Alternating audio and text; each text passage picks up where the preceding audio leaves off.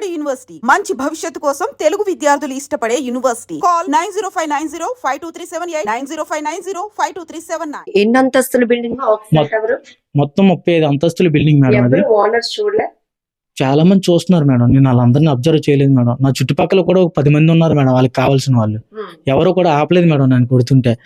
ఆయనతో ఎందుకు పెట్టుకున్నావు నువ్వు, ఆయన స్థాయి ఏంటో నీకు తెలుసా అంటే, సార్ తప్పు అయిపోయింది సార్, మీరన్నా చెప్పండి సార్. నాళ్ళు కూడా ఏంటి మేడం, ఆయన స్థాయి అంటే ఏం స్థాయి? డిపార్ట్మెంట్ అని చెప్పారు మేడం. డిపార్ట్మెంట్ అని చెప్పగానే పోలీసులు అనగానే మనకి ఎలాగైనా చిన్న భయం పడుతుంది కదా. ఎందుకు పుడుతుంది? తప్పు చేస్తే తప్పు చేయలేదు కాబట్టి వాళ్ళది ఇది అడ్డ గంజాయి కేసులు ఇరికేస్తానని అన్నారని నేను భయపడి నేను అక్కడి నుంచి బయటికి వెళ్ళిపోవడానికి ఇంకా నాకు ఈ కారణం లేక నేను ఆ విధంగా వాళ్ళు చెప్పినట్టు చేయడం జరిగింది మేడం లెటర్ విషయంలోనే. సో నేను అక్కడి నుంచి బయటకు వెళ్ళిపోయిన తర్వాత వీళ్ళందరూ ఏమన్నారంటే కేసు పెడతాం అది ఇది అని చెప్పేసి అంటే, వద్దండి అది అని చెప్పేసి ఇల్లు కూడా నేను చెప్పాను మేడం, ఇది ఇంతటితో ఆగదు అని చెప్పేసి మేము వెళ్ళిపోతాం అని చెప్పేసి వాళ్ళు ఎక్కడికో సంథింగ్ వెళ్ళి నాకు అక్కడి నుంచి ఇలా జరిగిన తర్వాత నేను వెళ్ళిపోయాను మేడం. వెళ్ళి బాగా నొప్పులు వస్తే రెస్ట్ తీసుకున్నాను మేడం మా ఫ్రెండ్ వాళ్ళ రూమ్లోని. సో శనివారం ఈవినింగ్ వచ్చేసి నాకు 8:30కి ఫోన్ వచ్చింది మేడం. కరెక్ట్గా ఆక్సిజన్ టవర్ సెక్యూరిటీ గార్డ్ అని నాకు ఒక కాల్ వచ్చింది మేడం. అనిల్ అంటే మీరేనా అంటే, నేనే సార్ అని చెప్పేసి అంటే ఓకే అని చెప్పేసి కాల్ కట్ చేసిన తర్వాత నెక్స్ట్ పోలీసులు, మీడియా వాళ్ళు, నెక్స్ట్ ప్రజలు, స్విగ్గీ బాయ్స్, ఇంకా something non stop video calls, audio calls, normal calls. ఇంకా నాకు మీకోసం ధర్నా చేస్తున్నారు అండి అంటే, నేను ఎవరో ఒకరికి కొంచెం చిన్న చిన్న ఆన్సర్లు ఇచ్చి కాల్ కట్ చేసాను. నిన్న ఒక్కనే అయిపోయి ఉన్నాను మేడం. సో నాకేం చేయాలో అర్థం అవ్వలేదు మేడం. తర్వాత ఏమో ఇలాగా నా కోసం ఎంక్వైరీ చేసి ఇలా మా ఇంటికి పోలీసులు ఇక్కడికి గోల్కొండ మండలం అని చెప్తే ఇక్కడ నుంచి పోలీసులు వచ్చి ఇక్కడ మా అమ్మలు అడిగితే వీళ్ళు కాల్ చేస్తే నేను మాట్లాడాను మేడం. ముందు కేసు ఎందుకులే అనుకున్నారు, కానీ మీకోసం అక్కడ మార్కెట్ లో పనిచేసే వ్యాపారస్తులు, మహిళలు మిమ్మల్ని ఒక బిడ్డగా చూసుకొని ఏం జరిగిందో మా మీడియా ముందే చెప్పారు. అప్పుడు ధైర్యం వచ్చిందా మీకు? నాకు జరిగినప్పుడు మాత్రం ఇది మన ఊరు కాదు కదా అని చెప్పేసి నేను నా మనసులో అయితే ఉంది మేడం, చదువుకున్న ఫ్యూచర్ ఉంది అని చెప్పేసి నేను అక్కడి నుంచి నాకు నేనే తగ్గించుకొని వెళ్ళడం జరిగింది మేడం. ఎప్పుడైతే వీళ్ళందరూ నాకు సపోర్ట్ ఇచ్చి మాట్లాడారో దాని తర్వాత నాకు గుండె ధైర్యం పెరిగింది మేడం. ఇంటి దగ్గర తెలిస్తే ఏమన్నా అవుతుందని భయపడితే మా అమ్మాలు కూడా ఇలా జరిగితే నీ తప్పు ఏం లేనప్పుడు నువ్వెందుకు భయపడతావు అని చెప్పేసి మేము వస్తాము ఆదివారం చెప్పేసి నువ్వు ఆదివారం మార్నింగ్ రావడం జరిగింది మేడం. నేను నైటే కొంతమందికి ఇన్ఫార్మ్ చేశాను మేడం, ఇప్పుడైతే నేను రాలేనండి, నేను రేపు సబ్మిట్ అవుతానండి, ఎక్కడికి రమ్మంటే అక్కడికి వస్తాను అని చెప్పేసి అంటే మా అమ్మ నాన్న ఇద్దరు అందరూ వచ్చి మా ఫ్యామిలీ మెంబర్స్ వచ్చి గాజువాక ఆర్కే హాస్పిటల్లో అడ్మిట్ చేశారు మేడం నన్ను. అక్కడ మొత్తం ఎమ్మెల్సీ అవన్నీ చేయించి తీసుకొని అక్కడికి నేనే పోలీసులకు కాల్ చేసి సిఐ గారికి, ఎంవిపి సిఐ గారికి కాల్ చేసి నేనే ఇన్ఫార్మ్ చేశాను మేడం. ఇక్కడ పలానా గాజువాక ఆర్కే హాస్పిటల్ దగ్గర ఉన్నాను సార్ అంటే, సార్ వచ్చి నన్ను ఏం జరిగింది అన్నది ఇప్పుడు మీకు ఏదైతే చెప్పానో అదే చెప్పి అక్కడ నన్ను కొట్టారు, తిట్టారు, మీకు ఏం చెప్పానో ఎస్సీ మా లంజ కొడుకు ఎన్ని తిట్టారు అని చెప్పేసి మీకు ఏదైతే చెప్పానో అదే పోలీసు వారికి కూడా నేను చెప్పడం జరిగింది మేడం. దాన్ని బట్టి యాక్షన్ తీసుకుని కేసు ఫైల్ చేశారు మేడం. దాన్ని బట్టి ఇప్పుడు అరెస్ట్ చేస్తామని చెప్పారు మేడం. ఇప్పుడు ఆ అమ్మాయి కూడా మీ పైన కేసు పెట్టిందంట, ఆ విషయం పోలీసులే చెప్తున్నారు, మీకేమైనా తెలుసా? నాకైతే ఆ విషయం ఏది తెలియదు మేడం. కాకపోతే కరెక్ట్గా పర్ఫెక్ట్ ఎవిడెన్స్ ఏదన్నా కావాలి అనుకుంటే అక్కడ సీసీ ఫుటేజ్ కూడా ఉంటాయి మేడం. మరి మీరు డిమాండ్ చేస్తున్నారా సీసీ ఫుటేజ్ రివీల్ చేయాలని? ఇప్పుడు డిప్లొమా చదివారు, జాబ్ కి అటెండ్ అవ్వడానికి వెళ్ళారు, ఈ లోపు 2 రోజులు స్విగ్గీలో పనిచేస్తే ఎంతో కొంత ఖర్చులకు వస్తుందనే ఉద్దేశంతో ఫస్ట్ డెలివరీకి ఇవ్వడానికి వెళ్ళిన మీకు ఇంత అవమానం జరిగింది. బట్ ఇప్పుడు మీ పైన కూడా కేసు ఫైల్ అయిందని పోలీసులు చెప్తున్నారు. మీ నుంచి ఏం డిమాండ్ చేస్తున్నారు? నా నుంచి ఏంటంటే మేడం, అక్కడ చాలా మంది చూసారు మేడం, వాళ్ళందరూ నాకు support madam first of all. Second ఏంటంటే అప్పటికి ఆ అమ్మాయి నేను ఏదన్నా అన్నాను అది ఇది అని చెప్పేసి అంటే, ఒకవేళ ఆ అమ్మాయి నేను ఏదన్నా ఉంటే నేను లిఫ్ట్ దగ్గరికి వెళ్ళిపోయి వెనక్కి రాను మేడం. ఎందుకంటే ఆ అమ్మాయి నేను ఏదన్నా అంటే నన్ను ఏదన్నా అంటారని నేను అటు నుంచి అటే వెళ్ళిపోవాలి మేడం. ఆ అమ్మాయి పిలిచినప్పుడు కూడా నేను మర్యాద వెనక్కి వచ్చాను మేడం. నెక్స్ట్ పాయింట్ ఏంటంటే సీసీ ఫుటేజ్ తీస్తే మొత్తం తెలిసిపోద్ది మేడం ఎవరిది తప్పు ఎవరిది రైట్ అన్నది. ఇప్పుడు వరకు ఎంత జరిగింది కానీ మేడం, ఆయన ఫోటో కానీ నా ఫోటో, స్విగ్గీ ఐడి ఫోటో అందరూ వేస్తున్నారు మేడం. నేను దానికి ఇబ్బంది పడలేదు మేడం, ఎందుకంటే నేను తప్పు చేయలేదు కాబట్టి నేను ధైర్యంగా నించోగలుగుతున్నాను మేడం. ఇప్పుడు సార్ అని పిలవలేనందుకు ఇంత దారుణంగా ఇంత దాష్టికంగా ప్రవర్తించిన ప్రసాద్ 2914 ఫ్లాట్ ఓనర్ మళ్ళొక్కసారి ఆ ఫోటో అందరికి చూపించండి ఐడియా ఛానల్ నుంచి. చూపిస్తుంది. ఇప్పుడు మీ ఆవేదన అర్థమైంది. దెబ్బలు తిన్న నా ఫోటోలు అందరూ చూపిస్తున్నారు కానీ అతని ఫోటో చూపించట్లేదు. మీడియా ముందు కూడా ఎక్కడ ఆయన ఫోటో కానీ ఏది వేయలేదు మేడం. ఆయన ఫోటో ఇది మేడం, ప్రసాద్ గారి ఫోటో ఇది మేడం. సార్ అని పిలిచిన పిల్లలైనందుకు, అన్నాన్ని పిలిచినందుకు నన్ను తీవ్రంగా హింసించే ఫోటో ఈయన మేడం. పోలీసుల నుంచి మీరేం న్యాయం కోరుతున్నారు ఇప్పుడు? ఆయనకైతే శిక్ష పడాలి మేడం కంపల్సరీ. ఎందుకంటే నా కోసం చాలా మంది ఎస్సీ యూనియన్ తరపుని, నెక్స్ట్ స్విగ్గీ బాయ్స్, నెక్స్ట్ నా తరపుని ఉన్న అక్కడ చూసిన ప్రజలు అందరూ, లేడీస్, అదే మేడం అందరికన్నా ముఖ్యంగా అయితే ఇది ఎంత పోరాటం చేసి ఇంత విజయంగా నాకు ఎంత బాగా సపోర్ట్ చేసింది ఎవరంటే ఆ చుట్టుపక్కల ఉన్న ladies madam. First of all వాళ్ళందరికీ నా తరపుని నిజంగా థ్యాంక్స్ చెప్పినా కూడా సరిపోదు మేడం. వాళ్ళ వల్ల ఇదంతా కూడా మీ నాకు ఊరు కాదు అనుకున్నారు కానీ మీకు ఎంత సపోర్ట్ గా నిలబడ్డారు. నాకు దాని జరిగింది అక్కడ. అవును మేడం. ఆ ఒక్క ఉద్దేశంతోనే నేను ఏదైనా చేయగలను, ఇంతమంది నా వెనకాల ఉన్నారు అని చెప్పేసి నేను భయపడలేదు మేడం. ఎప్పుడైతే ఈ హాస్పిటల్లో ఉన్న వల్ల నేను ఎవరితో టచ్ లో ఉండలేకపోయాను మేడం. ఇదంతా అయిన తర్వాత పోలీసు వారు ఆ ఎఫ్ఐఆర్ ఇవన్నీ ఫైల్ చేసిన తర్వాత నేను దేనికైనా సరే చెప్పడానికి రెడీ అయ్యాను మేడం. కొన్ని చోట్ల స్విగ్గీ బాయ్స్ అంటే డెలివరీకి ఇవ్వాల్సిన బాయ్స్ కూడా కొంత ఇబ్బందికర సిచ్యువేషన్ క్రియేట్ చేస్తున్నారు, అవి ఉన్నాయి. బట్ కొన్ని చోట్ల ఇలా దాడులు జరుగుతున్నటువంటి సంఘటనలు ఉన్నాయి. సో మీ కేసే ఒక ఇన్స్పిరేషన్ గా ఉండాలని అనుకుంటున్నారు? ఖచ్చితంగా మేడం. నా కేసు ప్రజలందరికీ, ప్రతి ఒక్కరికి కూడా ఇది ఒక పెద్ద స్థాయివాడు వేరు, చిన్న స్థాయివాడు వేరు అన్నది కాకుండా అందరూ మనుషులే, ప్రతి ఒక్కరికి కూడా ఒకేలాగా ఉండాలి. ఇప్పుడు స్విగ్గీ వాళ్ళు ఆర్డర్ పెట్టుకున్నారు మేడం. అక్కడ వచ్చేది మాకు 30 రూపాయలు 20 రూపాయలు మేడం ఆర్డర్ మీద.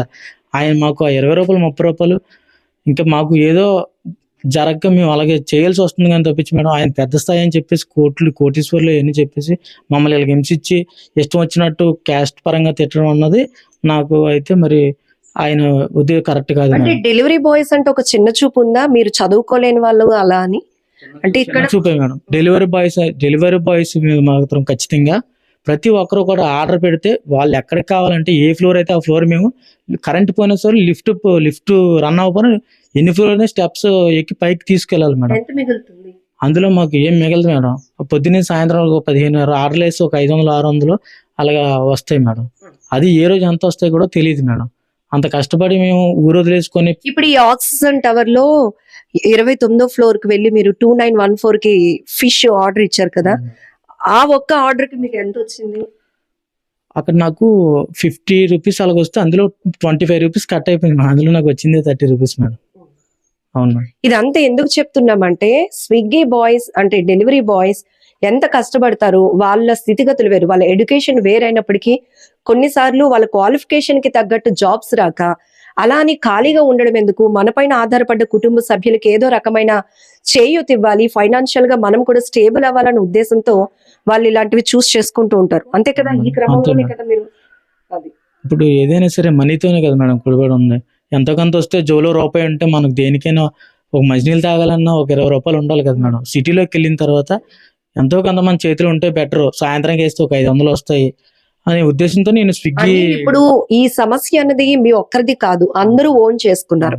ఇక్కడ ఈ మౌనిక పని మనిషిగా పనిచేస్తున్న ఆమె ఎవరైతే ఉన్నారో ఆమెకి మా ఛానల్ నుంచి మీరు రిక్వెస్ట్ ఏమైనా పెడతారా?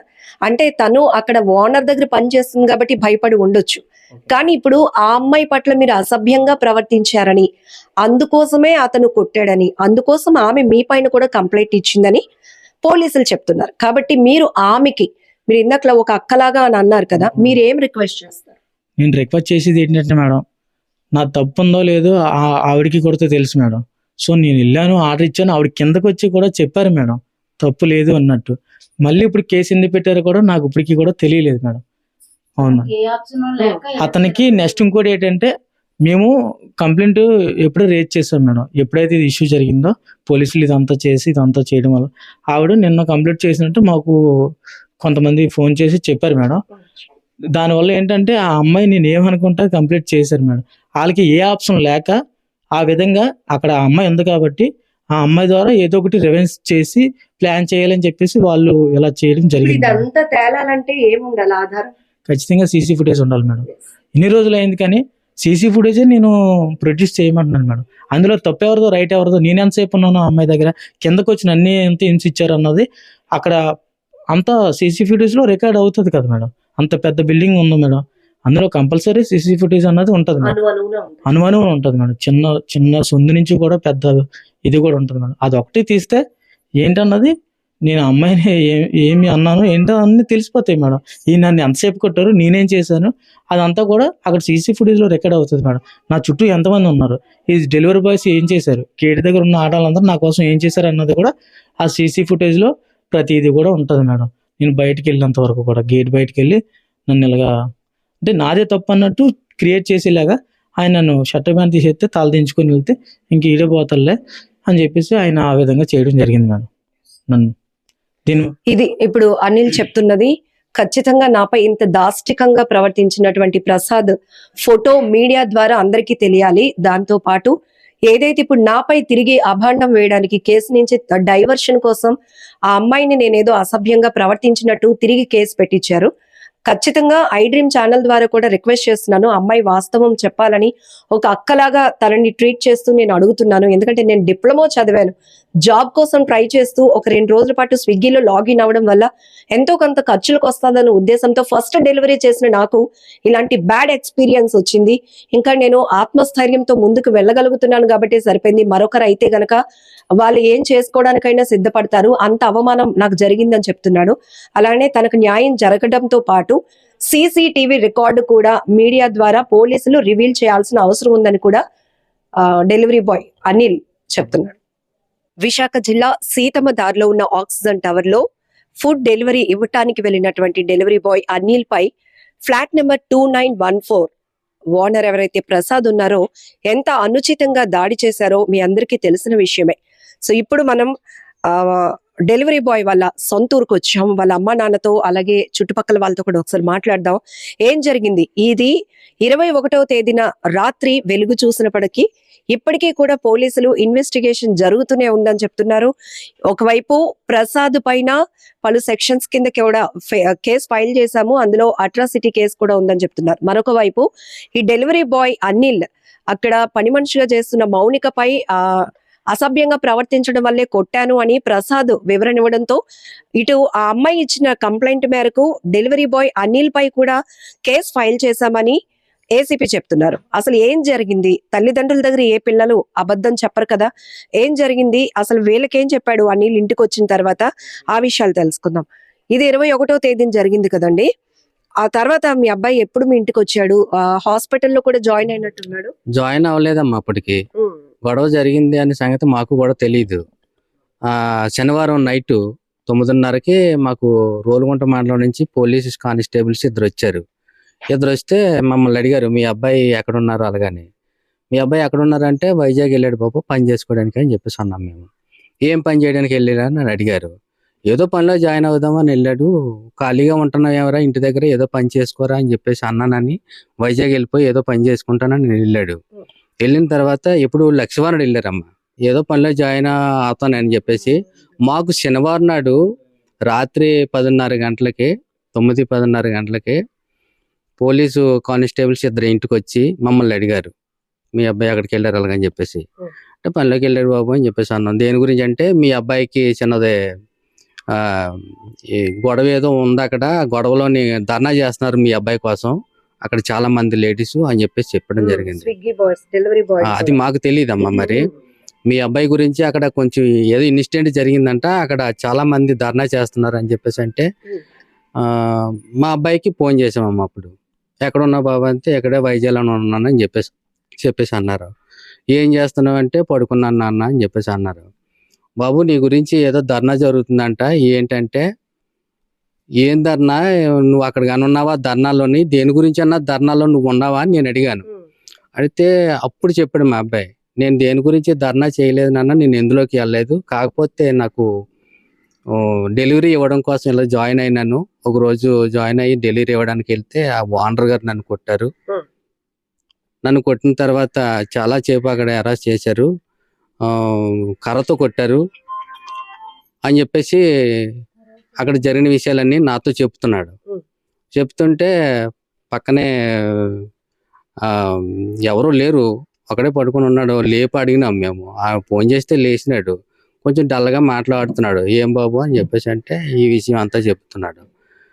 ఇలాగా ఎందుకు కొట్టారు, ఏం జరిగింది ఆ రోజు? కొట్టారు అంటే ఎందుకంటే మాకు మా అబ్బాయి చెప్పిన ఇన్ఫర్మేషన్ అయితే డెలివరీ ఇవ్వడానికి వెళ్ళాను, వెళ్ళిన తర్వాత ఒక అమ్మాయి వచ్చింది, ఆ ఇంట్లో పనిచేసే వాళ్ళు అనుకున్నాను. అమ్మాయికి డెలివరీ ఇచ్చాను నేను. డెలివరీ ఇచ్చిన తర్వాత తీసుకొని నేను వెంటనే మళ్ళీ లిఫ్ట్ దగ్గరికి వెళ్ళిపోయాను. అంతట్లోని వెనకాల ఆ సార్ రమ్మన్నారని మళ్ళీ అమ్మాయి వచ్చి నన్ను పిలిచింది. వెళ్ళాను. ఎందుకన్నా, ఎందుకు పిలిచారన్నా అనే మొక్క అన్నాను నేను.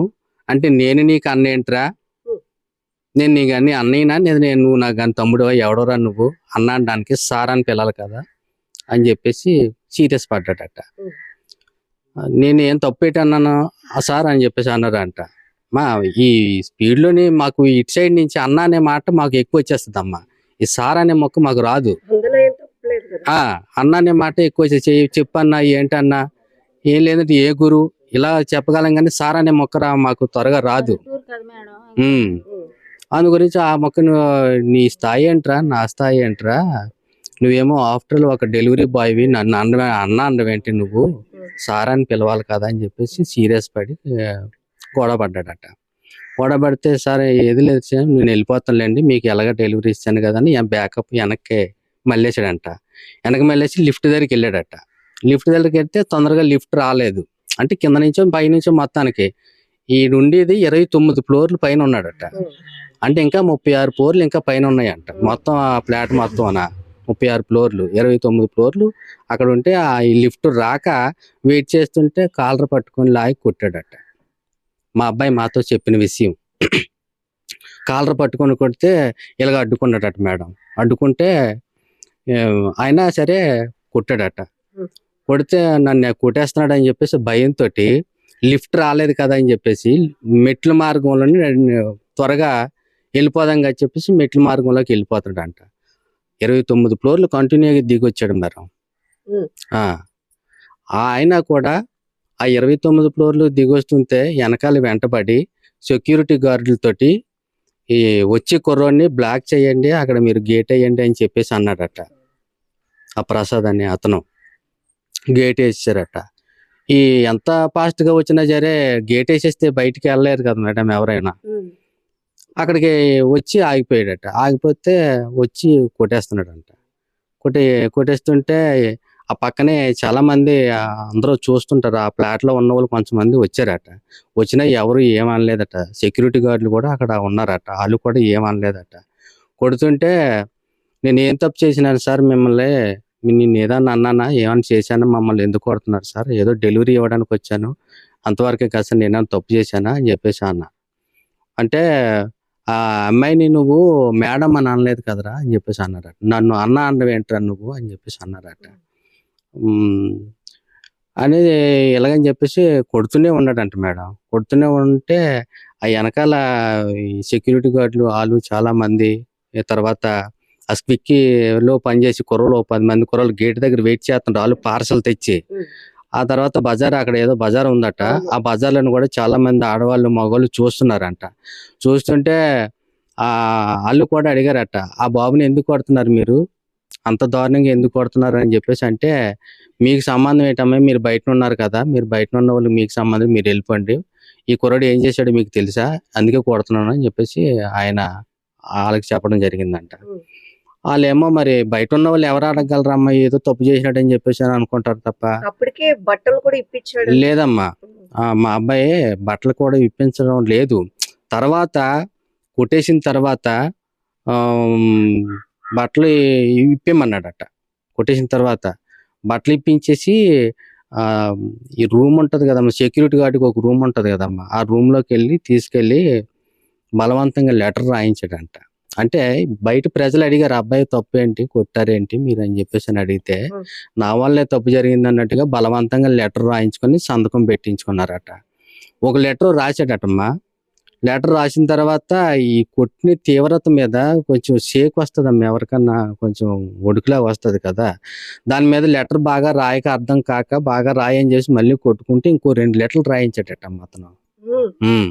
అంటే ఈ లెటర్ రాయించి మళ్ళీ ఇంకో లెటర్ రాసి దాని మీద సంతకం చేయించుకొని నా వల్లే తప్పు జరిగింది అన్నట్టుగా రాయించుకొని బట్టలు ఇప్పేసి, నువ్వు వెళ్తే బట్టలు ఇప్పేసి బయటికి వెళ్తేనే నిన్ను వదులుతాను, లేకపోతే వదలని చెప్పేసి అన్నారట. మీది ఏ ఊర్రా అని అడిగాడట అమ్మ. ఇప్పుడు ఫస్ట్ లోనే ఆ గొడవ పడినప్పుడు పైన మాది నర్సీపట్నం సార్ అని చెప్పేసి అన్నారట. నర్సీపట్నం అయితే నిన్ను నర్సీపట్నం ఏరియాలోనే గంజాయి కేసులు ఎక్కువ ఉంటారు, అక్కడ నిన్ను ఇరికించేయగలను, నేను డిపార్ట్మెంట్ వాడిని అని చెప్పేసి అన్నారట. సార్ నేనేం చేశాను సార్ అని చెప్పేసి అప్పుడు కూడా బతిమలాడినాడట. ఏదైనా సరే నిన్ను మాత్రం చాలా దారుణంగా ఆ డిపార్ట్మెంట్ లో పని చేస్తున్నాను, డిపార్ట్మెంట్ వాళ్ళని అని చెప్పేసి అన్నారట అతను. కొట్టేసి బట్టలు ఇప్పేసి లెటర్ రాయించేసుకొని, సార్ నా వల్ల తప్పు ఉంటే ఆ అమ్మాయిని పిలిపించండి, ఆ అమ్మాయిని పిలిపించిన తర్వాత మీరే అడగండి అని చెప్పేసి చాలా మంది అక్కడ ఆ అపార్ట్మెంట్ వాళ్ళు కింద ఉంటే ఓ 10-15 మంది ఉంటే వాళ్ళ దగ్గర కూడా అడిగించారట అమ్మ. లేదా సార్ మేము డెలివరీ ఇచ్చాడు, వచ్చాను, వెళ్ళిపోయాను, అంతవరకేనండి, నాకు ఏం చేయలేదండి అని చెప్పేసి ఆ అమ్మాయి కూడా అన్నదంట. ఇందులో నా వల్ల తప్పేం లేదండి, అయినా నన్ను కొడుతున్నారు అని చెప్పేసి అన్నారు. ఇప్పుడు ఆ అమ్మాయి మీద అంటే ఆ అమ్మాయి పట్ల అసభ్యంగా ప్రవర్తించడం వల్లే కొట్టానని ఈ ఓనర్ చెప్తున్నాడట ప్రసాద్. మరి జరిగినది కప్పుపుచ్చుకోవడానికి ఏదో ఒకటి చెప్తారు కదమ్మా. ఇప్పుడు మా అబ్బాయిని కోర్టు కోసం కోర్టు విద్యలు అన్నట్టు ఇక్కడి నుంచి అక్కడికి పంపించి ఏదో పని చేసుకోరా నాయన అని చెప్పేసి పంపించిన తర్వాత ఏదో పనిలో జాయిన్ అయిన తర్వాత ఏ దొంగతనమో ఏదో చేసుకునేవాడు అయితే ఎక్కడైనా దొంగతనం చేసుకుంటాడు. కానీ అంత కష్టపడి మేము ఎలాంటి వాళ్ళు నాకు తెలుసు. అక్కడ ఆడవాళ్ళు ఉన్నారు, మా పిల్లడు అలాంటి తప్పు ఎప్పుడు కూడా చేయలేదమ్మా. ఆడవాళ్ళు అన్న అక్క అమ్మ అలాగానే పిలుస్తారు, కనీసం ఇంకా ఎవరితోనూ కూడా సరిగ్గా మాట్లాడరమ్మా. మా పిల్లలు అలాంటిది అతన్నే అన్న అని పిలిచినప్పుడు ఆవిడ్ని అసభ్యకరంగా మాకు మాట్లాడి ధైర్యం కూడా మాకు ఉంటుందా? ఉంటామా? అంత పెద్ద అపార్ట్మెంట్లోకి వెళ్ళి ధైర్యం మేము చేయగలమా? ఏం చదువుకున్నాడండి? డిప్లొమా చేసాడు. ఎప్పుడు జాయిన్ అయ్యాడు స్విగ్గీలో? స్విగ్గీలో లక్షవారం జాయిన్ అయ్యాడమ్మా. 20 తారీఖు 21 ఇక్కడ బయలుదేరి వెళ్ళి అక్కడ జాయిన్ అయ్యి వెంటనే మళ్ళీ అదే రోజు శుక్రవారం నాడు ఆ పనిలో జాయిన్ అయినాడు. సోమవారం నాడు అంటే వెళ్ళిన రోజు ఇంటర్వ్యూకి వెళ్ళాడట. దేనికి ఇంటర్వ్యూకి వెళ్తే శనివారం నాడు జాయిన్ అవ్వు అని చెప్పేసి ఇంటర్వ్యూ లెటర్ ఇచ్చిందంట. ఇంటర్వ్యూలోకి వెళ్తున్నా, వెళ్ళేటప్పుడు ఖాళీగా ఉండడం ఎందుకు అని చెప్పేసి స్విగ్గీలోనే లాగిన్ అయ్యి మొత్తానికి ఏదోలాగా ₹1 డబ్బులు వస్తాయి కదా, మన ఖర్చుల కన్నా పని చేస్తాయి కదా అని చెప్పేసి వెళ్తే ఈ విధంగా మా అబ్బాయి కూడా ఇదే ఫస్ట్ ఆర్డర్ ఆడికి, అదే జాయినింగ్. ఆ పట్టుకెళ్ళిన దగ్గరే ఇలా జరిగింది. దాని గురించి మా అబ్బాయి ఎలా అంటాడో ఈ ఊరందరికీ తెలుసమ్మా. ఎవరిని కూడా ఏ అమ్మాయినన్నా ప్రేమించేలాగుంటే ఎందంటే ఉండిపోను, అది కూడా లేదు. నేను కూడా చాలా చెట్లు అడిగాను, ఏ అమ్మాయినన్నా నువ్వు ప్రేమిస్తే చెప్పరా నీకు పెళ్లి చేస్తానంటే, నేను ఎవరిని ప్రేమించలేదు, నిన్న మీకు నచ్చిన అమ్మాయిని పెళ్లి చెయ్యండి అని చెప్పేసి మాతో ఎన్నో చెట్లు చెప్పాడు. మా ఇద్దరు పిల్లలు కూడా అలాంటి వాళ్ళు కాదమ్మా. మమ్మల్ని కాకపోయినా మా పక్కన ఉన్న వాళ్ళు కూడా మీరు అడగచ్చు. అలాంటి కుర్రలు చాలా నెమ్మదమ్మా, మనసులో దాచుకుంటారు తప్ప బయటికి వినిపించలేరమ్మా ఏది కూడా. సరే మాకు ఎందుకు ఫోన్ చేసి చెప్పలేకపోయాడమ్మా, మేము ఎక్కడ బాధపడుతున్నాం కానీ మాకు చెప్పలేదమ్మా. ఏదో ఇలాగ అయిపోతుందేమో అని అనుకున్నాడు తప్ప భయపడతారు వాళ్ళు, ఏమైపోతారు అలాగని మాకు చెప్పడం మానేసి. ఆ అమ్మాయి పని మనిషి మౌనిక కూడా కేసు పెట్టిందట, ఆ విషయం చెప్పారా పోలీసులు? తెలియదమ్మా మాకు. ఆ విషయాలు మాకేం తెలియలేదమ్మా. ఇప్పుడు అలాగే సాక్షి చెప్పింది కదమ్మా, మళ్ళీ ఇప్పుడు రివర్స్ గా మళ్ళీ ఇలా పెట్టింది. నన్ను ఏమనలేదు, నాకు డెలివరీ ఇచ్చేసి వెళ్ళిపోయాడు అని చెప్పింది కదమ్మా. ఆ రోజు మళ్ళీ ఈ రోజు ఇలాగ మాట్లాడుతుందమ్మా. రాత్రి 10 గంటలకు వచ్చి పోలీసులు చెప్పేసరికి మాకు నిద్ర లేదమ్మా. అసలు తెల్లవారుజామున లేచిపోయి వైజాగ్ వెళ్ళిపోయి అబ్బాయి ఎక్కడ ఉన్నాడో చూసుకొని హాస్పిటల్లో జాయిన్ చేసి అక్కడ ఎన్ని బాధలు పడ్డామన్నదే ఆ దేవుడికే తెలుసమ్మా. మేము చేసిన పని అక్కడ మాకు ఆశ్రయం ఇచ్చేవారు ఎవరు లేరు. కానీ ఎక్కడెక్కడో మసులుకుంటూ ఎక్కడెక్కడో తిరుగుకుంటూ ఈ పోలీస్ స్టేషన్ అంట, హాస్పిటల్ అంట, దేవులాడడం మేము 2 రోజులు అక్కడ నరకం అనుభవించినాం అమ్మ. మేమైతేనే మా పిల్లడు ఏదో చక్రంగా బతుకుతాడు అని చెప్పేసి అనుకున్నాం. అక్కడికి వెళ్ళిన తర్వాత వీళ్ళు తాపులు తింటారు, ఇలా ఒకరి చేత మేము గర్భంగా పెంచుకొని ఆయన చేతిలోని దెబ్బలు తినేటట్టు ఆ విధంగా అక్కడ చేశారమ్మా మాకు. ఇప్పుడు ఈ పని మనిషి ఎవరో తెలియటం లేదు. పని మనిషి కంప్లైంట్ ఇచ్చిన విషయం కూడా బయటకు రాలేదు, కేవలం పోలీసులు మాత్రమే చెప్తున్నారు.